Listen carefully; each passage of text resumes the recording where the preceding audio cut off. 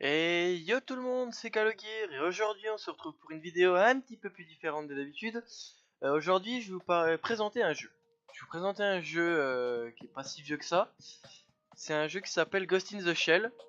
Donc c'est un jeu que certains connaîtront hein. Parce que Ghost in the Shell à la base c'est un manga. Manga qui a été après adapté en film et qui depuis quelques temps est maintenant un jeu. Le jeu n'est pas très vieux, hein, il date de 2016 je crois. C'est un jeu qui est porté donc avec les persos de Ghost in the Shell, la série. Donc vous avez les persos que ceux qui connaissent la série comportent. Donc c'est-à-dire il y a Sato, Togusa, Motoko, Batu, etc. Excusez-moi si je prononce mal.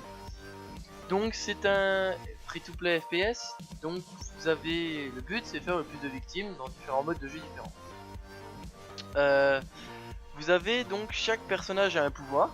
Donc comme il y en a 8, chacun a son pouvoir. Donc par exemple Motoko elle est invisible. Il y en a qui ont des drones, il y en a qui ont des drones mais qui tuent, il y en a qui ont des boucliers, il y en a qui se redonnent de la vie. Enfin voilà tout ça. Et sur des très petites maps à 16 joueurs.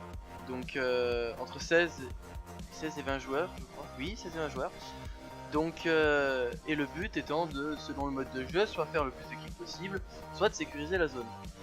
Alors pourquoi je vous présente ce jeu aujourd'hui? Parce qu'en fait c'est un jeu que je trouve très intéressant parce qu'il... C'est pas un free to play genre mal fait, mal encadré, en fait il est très bien fait, c'est à dire que en fait les armes sont réelles. Bon les noms des armes ne sont pas réels mais les armes sont réelles, c'est à dire que en fait t'as un recul qui est impressionnant. On dirait pas sur le record mais on a un recul qui est vraiment élevé et on peut pas trop se permettre de faire par exemple du pré-shot. Et vu le nombre de balles qu'on a aussi, on a entre 90 et 120 balles pour des armes normales, des AR ou des SMG. Donc c'est pas beaucoup, vous pouvez pas vous permettre de faire des gros pré-shots. Après l'avantage c'est qu'on tue rapidement. On a 100 de vie mais par contre on n'a pas besoin de mettre 150 balles pour tuer un ennemi. Donc c'est vraiment sur cet aspect là que je trouve intéressant. Et ce qui est très bien aussi, c'est que c'est des maps, comme j'ai dit tout à l'heure, qui sont pas très grandes. Ce qui fait que ça donne beaucoup plus de possibilités. On peut se retrouver à certains moments à plutôt courir, mais on va très rapidement tomber sur des ennemis. Vous le voyez dans ce que je suis en train de vous proposer, que je spawn, il y a un petit temps de... il se passe rien, et après on est dans l'action. Donc c'est vraiment bien fait, les arbres sont vraiment bien faits, le tir au jugé est vraiment bien fait aussi, c'est pas un tir au jugé vraiment à l'arrache. C'est un tir au jeu qui est bien fait. Donc là vous voyez par exemple que là j'ai mon pouvoir, vous voyez, donc je suis invisible, j'ai ma barre en dessous.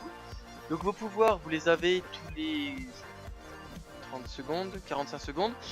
Donc ça fait que vous devez l'utiliser au bon moment, faut pas l'utiliser n'importe quand. Et vos alliés peuvent l'utiliser. Après ça je l'expliquerai, vous le verrez quand je ferai des vidéos dessus.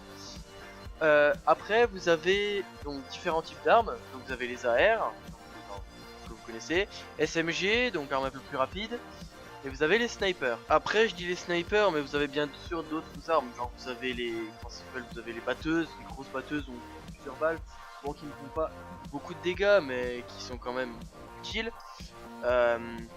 Donc aussi dans ce jeu le headshot fait quasiment du one shot hein, selon quelle que soit l'arme que vous avez, ça c'est ça qui est bien aussi, c'est que one shot vous tuez quasiment instantanément.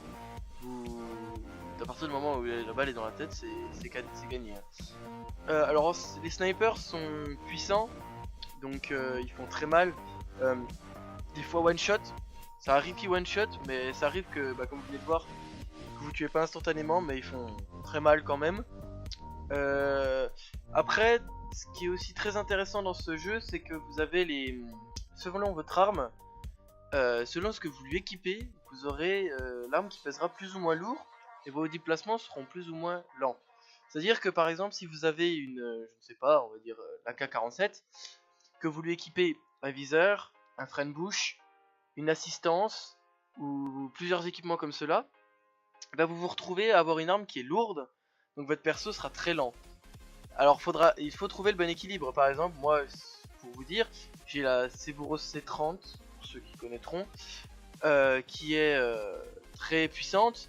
Donc dessus j'ai même pas de viseur, j'ai gardé le viseur de base, le viseur que vous avez vu avant dans l'autre partie de la vidéo.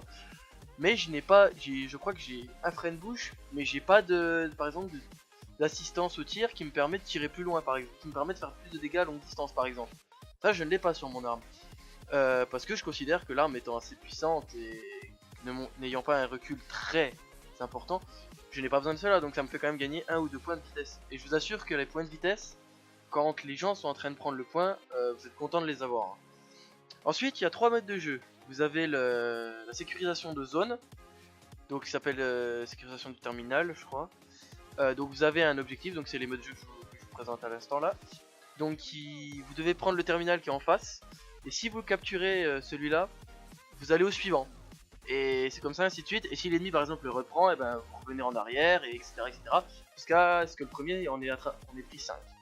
Vous avez le match à mort, donc match à mort c'est celui qui fera le plus de kills, donc là c'était la première partie de la vidéo. Donc c'est celui qui fera le plus de kills, c'est le premier à 10 000 points, sachant qu'un kill c'est 100 avec le calcul. Ensuite vous avez, et le troisième mode de jeu c'est démolition, donc vous devez poser les bombes et gagner soit en détruisant la bombe, soit en tuant les ennemis. Et donc voilà, c'est un jeu qui est vraiment très intéressant, je trouve, parce que moi je suis un ancien joueur de Ghost Recon Phantom, pour ceux qui connaissent aussi, et c'est un jeu qui a été fermé, et depuis quelques temps je cherchais j'essayais de chercher un compromis avec plusieurs jeux, dont vous en connaissez sûrement plusieurs, hein, les grandes licences. Donc voilà, j'ai cherché un jeu pas forcément payant, hein, j'ai cherché parmi les jeux gratuits aussi, hein. Et donc je n'ai pas trouvé de jeu. Et là, il y a quelques temps, j'ai trouvé celui-là, donc Ghost in the Shell, free to play FPS gratuit. Vous allez, je vous mettrai le lien dans la description bien évidemment pour ceux qui seront intéressés. Si vous avez des questions, n'hésitez pas à me les envoyer dans les commentaires, je vous y répondrai sans aucun problème. Et j'espère vous retrouver sur ce jeu bien évidemment. Sur ce, je vous dis à la prochaine les copains, dans une prochaine vidéo. Ciao ciao.